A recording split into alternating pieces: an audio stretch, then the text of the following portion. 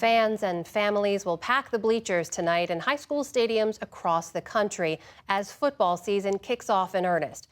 But after at least 7 deaths tied to the sport since August, including 3 teenagers who sustained fatal brain injuries, questions are being raised again about the safety of the game played under those Friday night lights. William Brangham has more. One of those deaths was a boy named Cohen Craddock, a 13-year-old from West Virginia who suffered a head injury after making a tackle in practice. His father is now advocating for the use of padded helmet coverings known as guardian caps.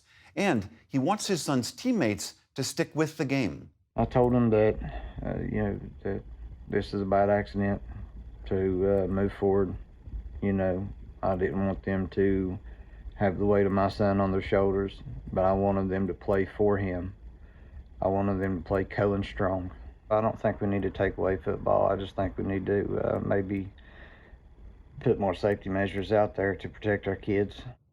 For more on the risks and rewards of youth tackle football, we are joined by Chris Nowinski. He's the co-founder of the Concussion Legacy Foundation, a neuroscientist and a former college football player himself. Chris Nowinski, welcome to the NewsHour.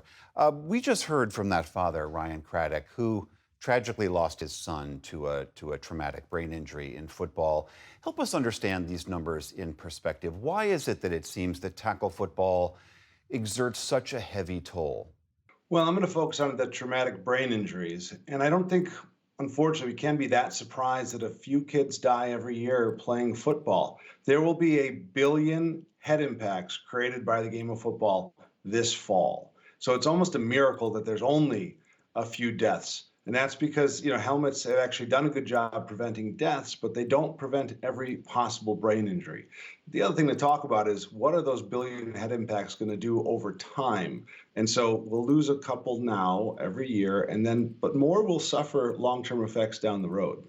So is it just the science indicates that repeated percussion, if it's not a traumatic event in the moment that results in these tragedies we're talking about, but that repeated percussion to the brain over time has real problems as well?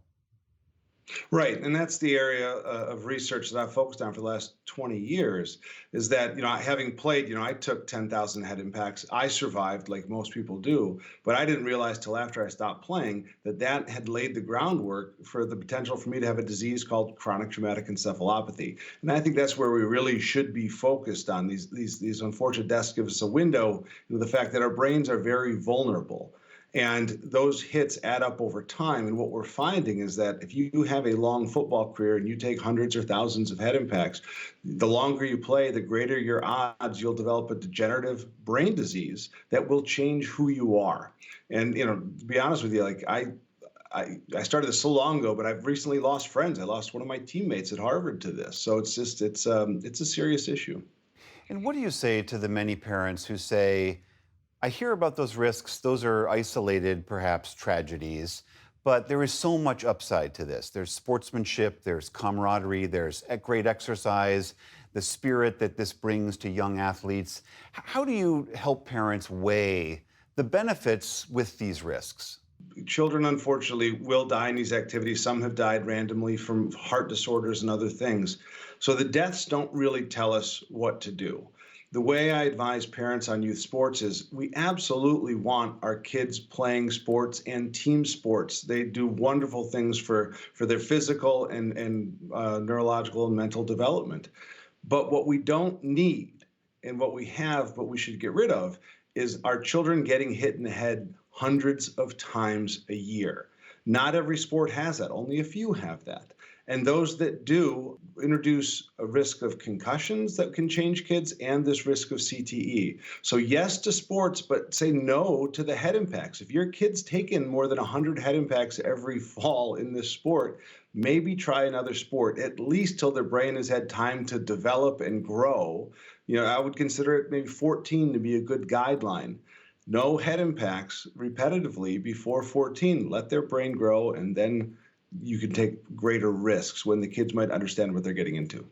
What else practically can parents do? We heard from that father, Ryan Craddock, saying that he wants kids to wear these pads on their helmets. Is there any evidence that any type of additional protection can protect the head during tackle football? Better helmets are a little better at protecting against concussions and brain injury. There's mixed evidence on the additional pads on the outside. What I would recommend parents do before they get into equipment is have a conversation with their child's football coach about how they practice. The conversation that we're not having at any level outside of the NFL is we can change practice and get rid of probably half the head impacts, half the risk, if we just make a commitment to teaching kids how to play football successfully without them getting hit in the head every day. And the NFL has almost eliminated hitting from practice, but that's because the players fought for it. And 12-year-olds can't get together and stand up to their coach and say, hey, why are we practicing with our helmets and shoulder pads? Why don't we learn this game another way? But that is by far the number one thing that we can do to make football safer. Change practice.